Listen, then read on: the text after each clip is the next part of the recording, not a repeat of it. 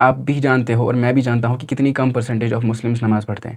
اب جو مسلمان نماز پڑھتے ہیں ان میں بھی بہت ہی کم تعداد ایسی ہے جو نماز کا مطلب سمجھتی ہے، جن کو پتہ ہے ایکچولی میں نماز میں کیا پڑھ رہا ہوں۔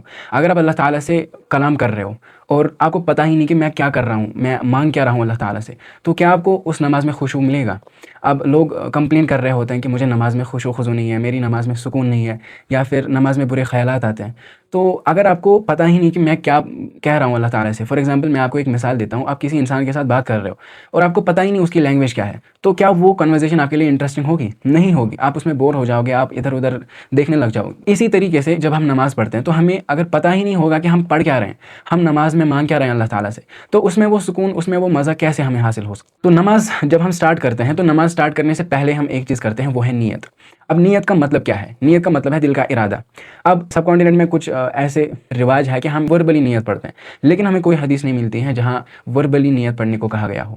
ہم نے دل میں ارادہ کر لیا کہ ہم نماز پڑھ رہے ہیں، کون سی نماز پڑھ رہے ہیں؟ فار ایگزامپل مغرب کی 3 رکعتیں پڑھ رہے ہیں۔ اب ہمیں اس کو وربلی کہنے کی ضرورت نہیں ہے، یہ ہے پہلی چیز۔ پھر ہم کیا کرتے ہیں؟ ہم اللہ اکبر کرتے ہیں۔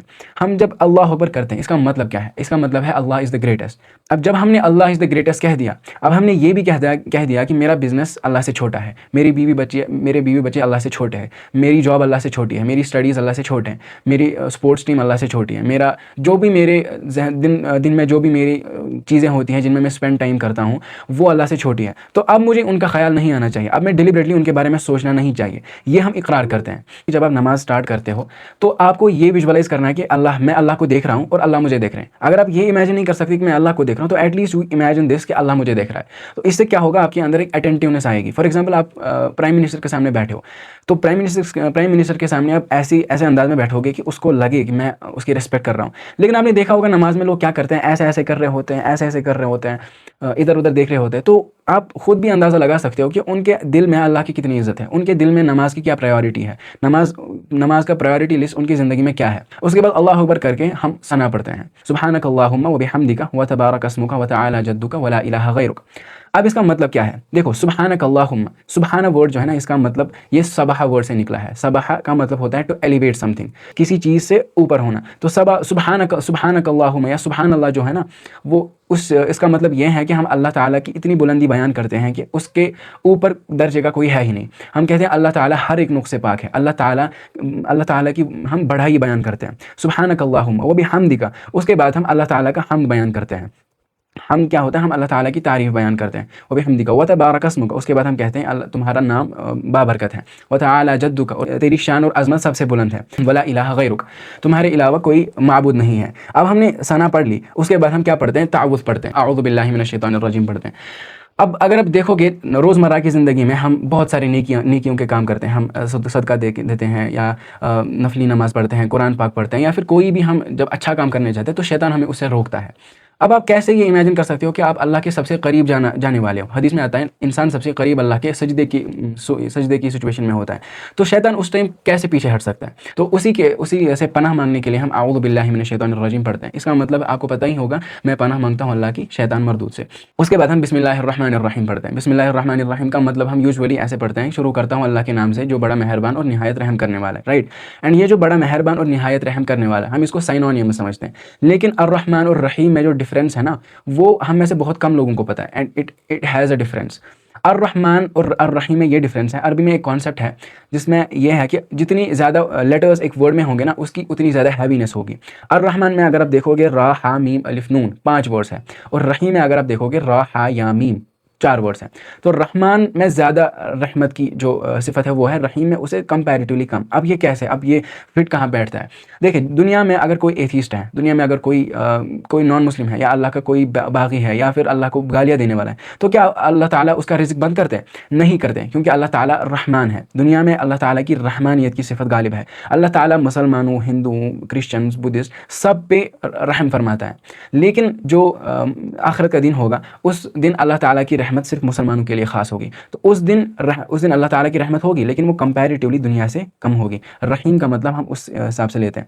دین ہم سورہ فاتحہ سٹارٹ کرتے ہیں، اینڈ سورہ فاتحہ اگر آپ اس کی عظمت دیکھو گے نا، اگر آپ اس کی عظمت پہ کوئی لیکچر دیکھو گے تو آئی وڈ سے دن لگ جائیں گے سورہ فاتحہ کی عظمت کو بیان کرتے ہوئے۔ سورہ فاتحہ کے بہت سارے نام ہیں، اس کو ام الکتاب بھی کہتے ہیں۔ اینڈ اس میں پورے قرآن کی سمری ہے. نبی صلی اللہ علیہ وسلم کے پاس ایک دفعہ جبرائیل علیہ السلام بیٹھے تھے تو انہوں نے ایک آواز سنی اوپر سے. دین نبی صلی اللہ علیہ وسلم نے پوچھا یہ کیا آواز تھی؟ تو جبرائیل علیہ السلام نے کہا یہ ایک فرشتہ ہے جو دنیا میں آج تک کبھی نہیں اترا ہے, وہ آپ کے پاس آنے والا ہے, وہ آپ کے پاس آئے گا. ورڈز تھوڑے ڈفرینٹ ہو سکتے ہیں عربک سے, بٹ میں آپ کو مفہوم سنا رہا ہوں. تو جب وہ فرشتہ آیا تو اس نے کہا آپ کو 2 نوروں کی خوشخبری میں سنانے جا رہا ہوں جو آپ سے پہلے کسی نبی کو نہیں دی گئی تھی. اس میں سے سب سے پہلی چیز ہے سورہ فاتحہ اور دوسری چیز ہے سورہ بقرہ کی آخری 2 آیتیں. اس کی ریفرنس ہے صحیح مسلم حدیث 806. سب سے پہلا ہم الحمدللہ رب العالمین, اس کا ترجمہ کیا ہے؟ تمام تعریفیں اس اللہ کے لیے ہیں جو تمام عالمین کا رب ہے. اب یہ جو عالمین کا ورڈ ہے نا, اس میں 2 رائے ہیں. عالمین کا مطلب ہے کہ تمام عالمین. اب اگر آپ غور فرماؤ گے تو ہم ایک عالم میں رہتے ہیں, رائٹ. اب اللہ تعالیٰ نے عالمین کا ورڈ کیوں یوز کیا, پلورل کیوں یوز کیا؟ تو اس میں جو کچھ علماء فرماتے ہیں کہ اس میں ایک عالم ہے عالم انس, دوسرا عالم ہے عالم جن, تیسرا عالم ہے عالم پرند, عالم چرند, ایسے بہت سارے عالم ہیں. اینڈ ایک رائے ایسی ہے تفہیم القرآن میں کہ اس سے مراد ہے کہ بہت سارے ملٹی یونیورس. تو یہ رائے زیادہ راجہ نہیں ہے, but majority of the scholars agree on کہ عالم انس, عالم جن وغیرہ یہی رائے اس میں زیادہ راجہ ہے. اس کے بعد دوسری آیت ہے الرحمن الرحیم. ہم نے کہا الحمدللہ رب العالمین, ہم بیان کرتا ہوں تمام تعریفیں اس اللہ کے لیے جو تمام عالمین کا رب ہے. اب اسی صفت کو ہم آگے بیان کر رہے ہیں الرحمن الرحیم, جو رحمان اور رحیم ہے, جو بڑا مہربان اور نہایت رحم کرنے والا ہے. اس کی جو ڈفرینس ہے وہ میں نے آلریڈی بسم اللہ الرحمن الرحیم کو سمجھاتے ہوئے آپ کو بتا دی تھی. دین ہم پڑھتے ہیں مالک یوم الدین. مالک یوم الدین کا مطلب ہے وہ اللہ جو قیامت کے دن کا مالک ہے. اب اللہ تعالیٰ ابھی مالک نہیں ہے کیا اس دنیا میں؟ اللہ تعالیٰ آج کے دن کا مالک نہیں ہے. تو اللہ تعالیٰ نے آخرت کے دن کی ملوکیت کیوں ظاہر کی, کیوں بیان کی قرآن میں؟ اللہ تعالیٰ کہہ سکتے تھے کہ میں اس دن کا بھی مالک ہوں. تو اس میں ایک یہ نقطہ ہے کہ اللہ تعالیٰ نے ابھی کی جو ملوکیت ہے نا, آج کی جو ملوکیت ہے, دنیاوی ملوکیت, وہ تھوڑی ڈسٹریبیوٹ کر رکھی ہے.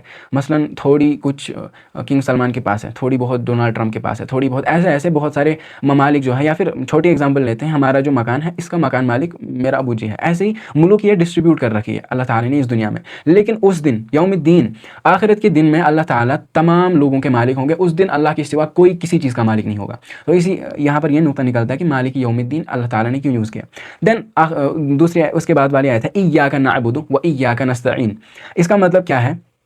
ایاک نعبد, اے اللہ ہم آپ ہی کی عبادت کرتے ہیں, و ایاک نستعین, اور ہم آپ ہی سے مدد مانگتے ہیں. اگر آپ یوزولی عربک دیکھو گے نا تو اس میں جو ضمیر ہے نا, لائک جو ضمیر کا مطلب ہوتا ہے پروناؤن, اس میں جو پروناؤن ہے وہ آخر میں آتا ہے. اگر ہم ٹپکلی گرامیٹیکلی اگر ہم ایک دوسرے سے بات کریں تو ہم ایسا بول سکتے تھے کہ نعبدک و نستعینک, اللہ تعالیٰ ہم آپ کی عبادت کرتے ہیں, و نستعینک, اور آپ سے مدد مانگتے ہیں. لیکن اللہ تعالیٰ نے جو اپنا پروناؤن وہ آگے لایا. عربک میں ایک کانسیپٹ ہے تقدیم ما حقہ التأخیر یفید الحصر. جس ورڈ کی پوزیشن آخر میں ہوگی اس ورڈ کو اگر آگے لایا جائے تو اس کی امپورٹنس بہت زیادہ بڑھ جاتی ہے. اللہ تعالیٰ نے اپنی ذات آگے لائی, ایاک, اللہ تعالیٰ ہم صرف آپ ہی سے مانگتے ہیں.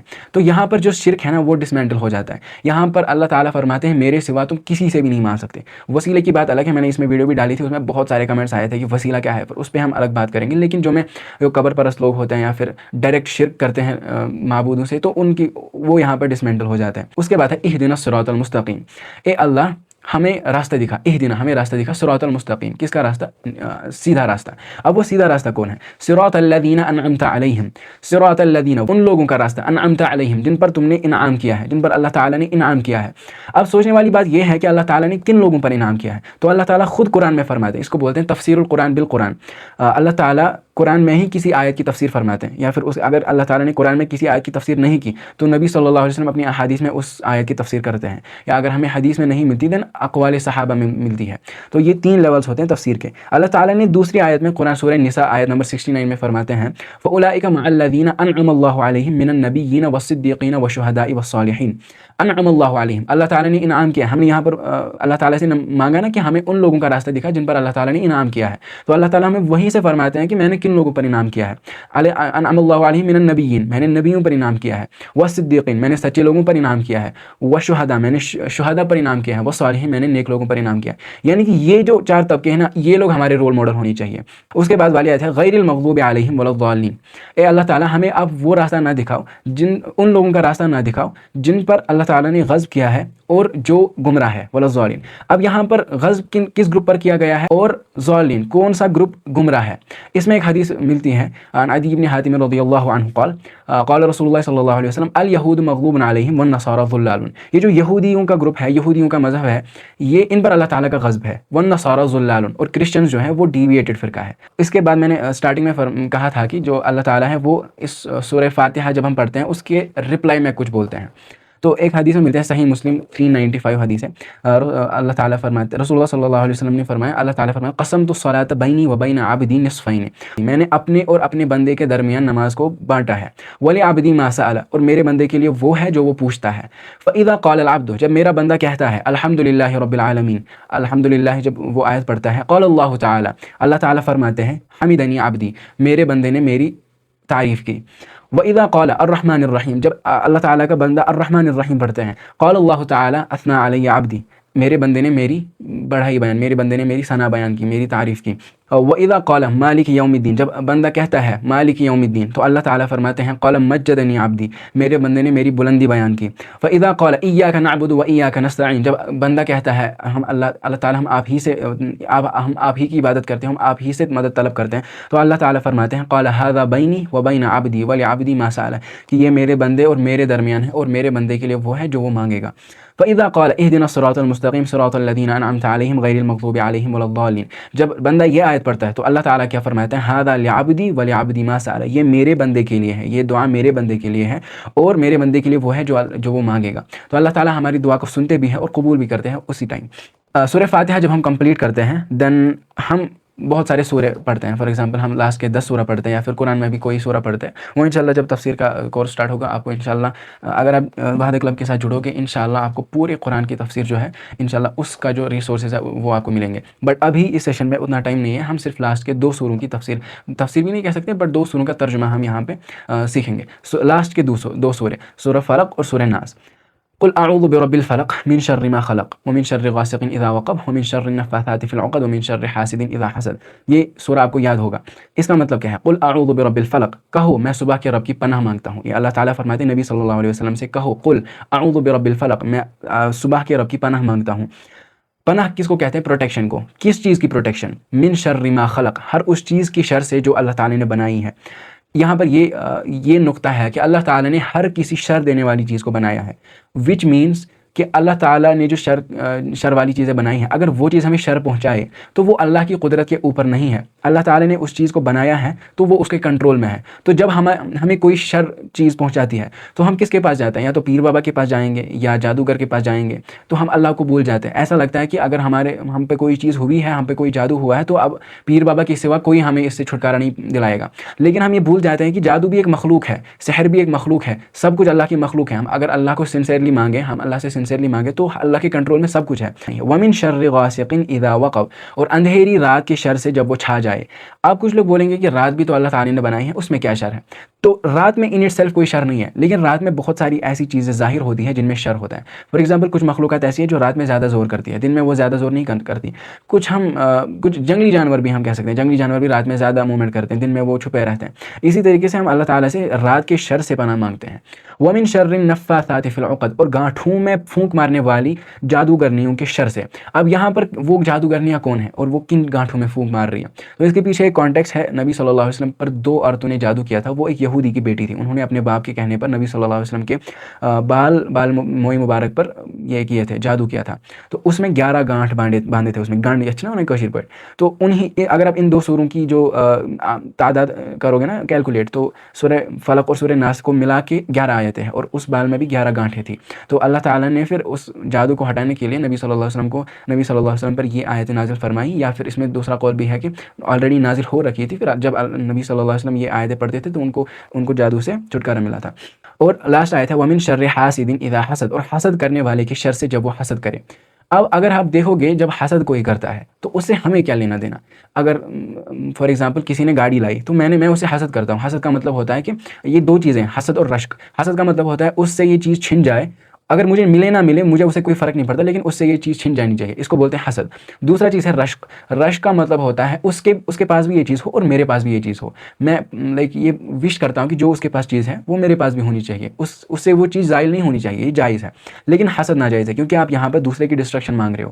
تو جب اللہ تعالیٰ نے جادو کے بعد ہی حسد کا یہاں پہ کیوں ذکر کیا؟ تو جب کسی کو حسد آتا ہے اور اس کے کنٹرول میں کچھ نہیں ہوتا، دین وہ کس کی طرف لوٹتا ہے؟ وہ جادو کی طرف جاتا ہے۔ تو اسی وجہ سے یہاں پر یہ چیزیں انٹر لنکڈ ہے، حسد اور جادو لنکڈ ہے، کیونکہ جب کوئی حاسد بن جاتا ہے تو وہ پھر جادوگر کے پاس بھی جاتا ہے اس کے اوپر جادو کرنے کے لیے۔ دوسری صورت ہے قل اعوذ سورہ ناس، قل اعوذ برب الناس، کہو میں لوگوں کے رب کی پناہ مانگتا ہوں، ملک الناس، لوگوں کے بادشاہ کی پناہ مانگتا ہوں، الہ الناس، لوگوں کے معبود کی پناہ مانگتا ہوں، من کس چیز سے پناہ مانگتا ہوں؟ شر الوسواس الخناس، شر الوسواس، وسواس کے شر سے۔ اللہ تعالیٰ نے شیطان کو وسوسہ بولا، یعنی کہ شیطان میں اتنی زیادہ وسوسے ڈالنے کی پاور ہے کہ اللہ تعالیٰ نے شیطان کو ہی وسوسہ بول دیا، اتنا زیادہ وہ وسوسے ڈالتا ہے۔ الخناس، خناس بولتے ہیں جو پیچھے ہٹتا ہے۔ اب آپ سوچو گے کہ شیطان تو ہمارے پیچھے لگا رہتا ہے تو وہ پیچھے کیسے ہٹ سکتا ہے؟ الخناس کا لفظی معنی پیچھے ہٹنے والا۔ تو یہاں پر دو اس کی جو یہ ملتی ہیں دو انٹرپریٹیشنز، وہ یہ ہے کہ ایک تو شیطان آتا ہے پھر جاتا ہے، پھر دوسری بار آتا ہے پھر جاتا ہے، اس سے یہ مراد۔ دوسری چیز یہ ہے کہ جب کوئی بندہ ذکر کرتا ہے یا پھر آیت الکرسی پڑھتا ہے تو شیطان بھاگ جاتا ہے، تو اس کی صفت یہ ہے کہ الخناس۔ الذی، وہ شیطان، یوسوس فی صدور الناس، جو لوگوں کے دلوں میں وسوسے ڈالتا ہے، من الجنۃ والناس، جنوں میں اور لوگوں میں، یہ جنوں میں بھی ہوتے ہیں اور لوگوں میں بھی ہوتے ہیں۔ اس کے بعد یہ ہم نے سورہ فاتحہ پڑھ لیا، ہم نے 2 سورہ پڑھ لے، اس کے بعد ہم رکوع میں جاتے ہیں۔ رکوع میں نے جب اسٹارٹنگ میں کہا اللہ اکبر جب ہم کرتے ہیں تو ہم ایک سرنڈر کرتے ہیں۔ جب آپ کو کوئی بولتا ہے ہینڈس اپ تو آپ کیا کرتے ہو؟ ایسے کرتے ہو، یہ ایک لیول کا سرنڈر ہوتا ہے۔ اس کے بعد وہ بولتا ہے نیل ڈاؤن تو آپ نیل ڈاؤن ہو جاتے ہو۔ ایسی طریقے سے ہم نماز میں کچھ لیول کے سرنڈر کر رہے ہوتے ہیں۔ ایک سرنڈر ہم نے پہلے کر لیا، اب ہم رکوع کا سرنڈر کر رہے ہیں، ایک طریقے کا سرنڈر ہے۔ اب یہاں پر ہم کیا پڑھتے ہیں؟ رکوع میں ہم جب جاتے ہیں تو ہم پڑھتے ہیں سبحان ربی العظیم۔ سبحانہ، جیسے میں نے اسٹارٹنگ میں بولا کہ اللہ تعالیٰ کی ذات ہر نقص سے پاک ہے، سبحان ربی العظیم، عظیم ہمارے عظیم رب کی ذات ہر نقص سے پاک ہے۔ دین جب ہم رکوع سے اٹھتے ہیں تو ہم کیا پڑھتے ہیں؟ سمع اللہ لمن حمدہ۔ اس کا مطلب کیا ہے؟ اللہ نے سنی جس نے اس کی تعریف کی، یعنی اللہ تعالیٰ ہمیں بتاتے ہیں کہ جو تم نے تعریف کی میری وہ میں نے سن لیا۔ دین ربنا ولک الحمد حمدا کثیرا طیبا مبارکا فی۔ یہ ایک نبی صلی اللہ علیہ وسلم ایک بار نماز پڑھ رہے تھے اینڈ پیچھے ایک صحابی نے یہ الفاظ فرمائے تھے، ربنا ولک الحمد حمدا کثیرا طیبا مبارکا فی۔ پہلے میں آپ کو اس کا ترجمہ بتاتا ہوں۔ ربنا ولک الحمد، اے ہمارے رب تیرے لیے ہی تمام تعریفیں ہیں، حمدا کثیرا، بہت زیادہ تعریفیں، طیبا، پاکیزہ، اور برکت والی تعریف، مبارکا فی، جن میں برکت ہو۔ جب نبی صلی اللہ علیہ وسلم نے نماز ختم کی تو انہوں نے پیچھے مڑ کے دیکھا اور کہا یہ کس نے بولا، یہ الفاظ کس نے بولے؟ تو ایک صحابی نے کہا میں نے بولے۔ تو نبی صلی اللہ علیہ وسلم نے کہا میں نے 30 فرشتوں کو دیکھا، وہ رش کر رہے تھے کہ میں یہ نیکی لکھوں۔ تو اللہ تعالیٰ کو یہ ادا اتنی پسند آئے گی کہ یہ ہماری نماز کا اب حصہ ہے۔ اس کے بعد ہم سجدے میں جاتے ہیں۔ حدیث میں آتا ہے کہ نماز میں جو بندہ سب سے زیادہ اللہ کے قریب ہوتا ہے وہ سجدے کی حالت میں ہوتا ہے۔ تو ہم سجدے میں کیا پڑھتے ہیں؟ سبحان ربی الاعلیٰ، ہم بلند رب کی عظمت بیان کرتے ہیں۔ دین اس کے بعد جو ہے ہم التحیات پڑھتے ہیں، اینڈ التحیات کو ہم تشہد بھی کہتے ہیں۔ تشہد کا مطلب کیا ہوتا ہے؟ Bearing witness.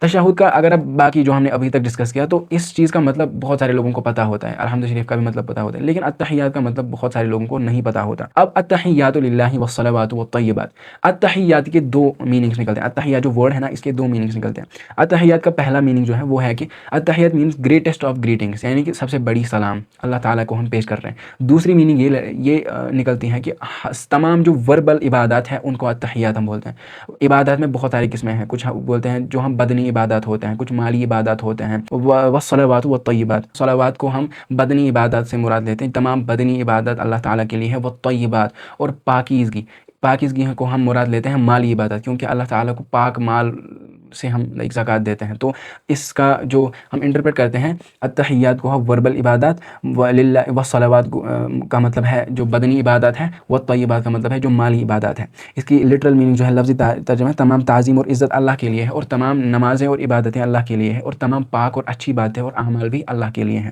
اس کے بعد ہم کیا پڑھتے ہیں؟ السلام علیک ایھا النبی ورحمۃ اللہ وبرکاتہ۔ اس کے بعد ہم اللہ تعالیٰ کے رسول صلی اللہ علیہ وسلم پر سلامتی پیش کرتے ہیں، سلام بیان کرتے ہیں، اے نبی آپ پر سلامتی ہو، اللہ کی رحمت اور اس کی برکت نازل ہو۔ وین یو پے سلام ٹو نبی صلی اللہ علیہ وسلم، تو آپ کو یہ ذہن میں ہونا چاہیے کہ اس مومنٹ پہ ایک فرشتہ سلام لے کر نبی صلی اللہ علیہ وسلم کے پاس گیا اور وہاں سے وہ جواب لے کر آئی ہے۔ اگر آپ نوٹس کرو گے نا یا اس پہ اگر آپ دھیان دو گے تو یہ کتنی بڑی چیز ہے، لیکن ہم کیا پڑھتے ہیں؟ السلام علیکم ایھا النبی ورحمۃ اللہ وبرکاتہ نماز میں۔ تو آپ دیکھو اگر آپ کسی کے سامنے چل رہے ہو اور آپ اس کو بولو گے السلام علیکم اتنی تیز، اگر وہ کوئی ریسپیکٹڈ انسان ہوگا تو کیا اس کو برداشت ہوگا؟ اس کو چھوڑو، کیا آپ کو گوارا ہوگا کہ آپ کسی پرائم منسٹر کو ایسے بولو گے السلام علیکم اتنی تیز تیز. تو ہم اتحیات اتنی تیز کیوں پڑھتے ہیں, یہ بھی ہمیں دھیان دینا ہے. تو جب ہم نماز میں کچھ بھی پڑھیں تو وہ آرام سے پڑھنا چاہیے, کیونکہ اس کے پیچھے ایک میننگ ہے. آپ ایسے ہی اٹر نہیں کر رہے ہو ورڈ, اس کے پیچھے ایک ڈیپ میننگ ہوتی ہے. آپ نبی صلی اللہ علیہ وسلم کو سلامتی پیش کر رہے ہو, تو وہ آپ تہذیب سے, وہ آپ تمدن سے پیش کرو. اس کے بعد ہم کیا کہتے ہیں, السلام علینا وعلی عباد اللہ الصالحین. اس کے بعد ہم اپنے اوپر سلامتی بیان کرتے ہیں. اینڈ یہاں پر بھی یہ نقطہ والی بات ہے, ہم صرف اپنے لیے اپنے اوپر سلامتی پیش نہیں کرتے, ہم تمام لوگوں کے لیے پیش کرتے ہیں. فار ایگزامپل, ہم السلام علینا نہیں بولتے, ہم اپنے اوپر سلامتی نہیں بولتے, ہم پوری امت پر سلامتی بھیجتے ہیں. السلام علینا وعلی عباد اللہ الصالحین, تمام جو صالح اللہ تعالیٰ کے بندے ہیں ان پر سلامتی بھیجتے ہیں. یہاں پر ہم سیلفشنس کو ختم کر رہے ہیں. مبشر بھائی آپ کیمرہ بند کیجیے. اشہد ان لا الہ الا اللہ واشہد ان محمدا عبدہ ورسولہ. یہاں پر جو ہے, یہاں پر ہم گواہی دیتے ہیں. میں گواہی دیتا ہوں, اشہد, میں گواہی دیتا ہوں, اللہ الہ الا اللہ, کہ اللہ کے سوا کوئی حقیقی معبود نہیں ہے. وہ اشہد, اور میں گواہی دیتا ہوں, ان محمدا, کہ نبی صلی اللہ علیہ وسلم, عبدہ ورسولہ, اللہ تعالیٰ کے بندے, اللہ تعالیٰ کے عبد اور ان کے رسول ہے. یہ ہمارا تشہد ہو گیا یہاں پہ کمپلیٹ. اس کے بعد ہم کچھ لوگ درود ابراہیم پڑھتے ہیں, کچھ لوگ کوئی اور درود پڑھتے ہیں. تو درود کا جو بیسک میننگ ہوتا ہے وہ اللہ تعالیٰ, وہ صلوات بھیجنا ہوتا ہے نبی صلی اللہ علیہ وسلم پر. دین ہم سلام پھیرتے ہیں, السلام علیکم ورحمۃ اللہ, السلام علیکم ورحمۃ اللہ. نماز کا مقصد کیا ہونا چاہیے؟ اللہ تعالیٰ قرآن میں فرماتے ہیں, ان الصلاۃ تنہی عن الفحشاء والمنکر. نماز انسان کو فحاشی سے روکتا ہے, نماز انسان کو برائیوں سے روکتا ہے. اب آپ پوچھو کہ نماز انسان کو کیسے برائی سے روکتا ہے؟ دیکھو میں آپ کو ایگزامپل دیتا ہوں. اگر دو بندے ہیں, دو دوست ہیں, وہ ایک ٹیوشن سینٹر میں پڑھتے ہیں راج باغ میں, اینڈ ان میں سے ایک بندہ ہے وہ نمازی ہے اور دوسرا بندہ نمازی نہیں ہے. اب وہ دونوں لوگ راج باغ زیرو برج سے چل رہے ہیں, اینڈ ان کو کچھ دکھا وہاں پہ, اینڈ ان دونوں کے جذبات اٹھے, یعنی کہ ان دونوں کے ذہن میں گناہ کا خیال آیا.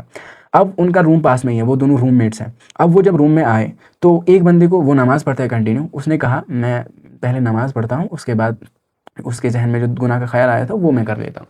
اینڈ جو وہ باتھ روم میں چلا گیا, اس نے وضو کیا اینڈ وہ باہر آ گیا. دوسرا بندہ جو ہے وہ جب باتھ روم میں گیا تو اس نے اس کو جو چیز من میں آئی تھی, جو ڈیزائرس اس نے ظاہر کیے تھے, وہ اس نے پورے کیے.